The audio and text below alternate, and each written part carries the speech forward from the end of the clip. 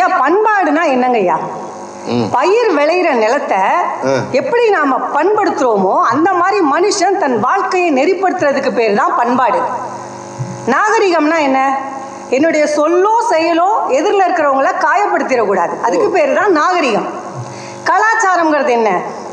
மொழி, பாரம்பரிய நடனம், இலக்கியம், கோவில்கள், கல்வெட்டுகள், இப்படி சொல்லிக்கிட்டே போலாம். மனித நேயம், ஒருமைப்பாடு, எல்லாமே கலாச்சாரத்துக்குள்ள தானே வருது.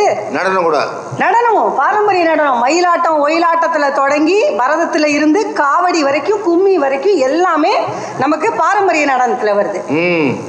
இப்போ இதெல்லாம் இப்போ இன்னும் நடந்துகிட்டு தானே இருக்கு. இப்படி இருக்கும்போது இது பரிதாபத்துக்குரியதா இருக்குன்னு சொல்றதுக்கு எதுக்கு இங்க 3 பேர் வந்து உட்கார்ந்துருக்காங்கன்னு தெரியல. நீங்க என்னைக்கு முதல்ல இது பாராட்டுக்குரியதா இருக்கு அப்படின்னு சொல்லியிருக்கீங்க?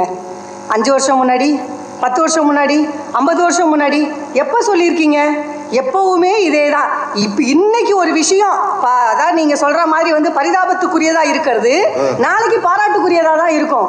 ஒன்றும் இல்லைங்கய்யா, எனக்கு திருமணமாகி 25 வருஷம் ஆகுது.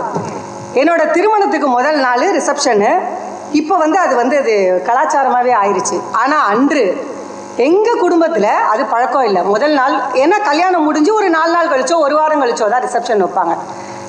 எனக்கு முதல் நாள் ரிசப்ஷன் வச்சாங்க. வந்திருந்த சொல்றது கரெக்டு தான். இப்போ எவனும் தாலி கட்டுறதை பார்க்கறதே இல்லை. ரிசப்ஷன்லேயே மொய்யை வச்சுட்டு மொக்கிட்டு போயிடுறான். மறுநாள் காலையில் ஆயிரம் வேதனையாக உட்காந்துருக்காரு. முதல் நாள் ஒருத்தவங்க கூட வரலையாப்பா? வரலங்க, சரி தாலி எடுத்துறாங்க, கட்டு. ரிசப்ஷன்ல மற்றவங்க வரலாம் பரவாயில்ல சார், பொண்ணுக்கு அம்மா வரல சார். ஏன் நேற்று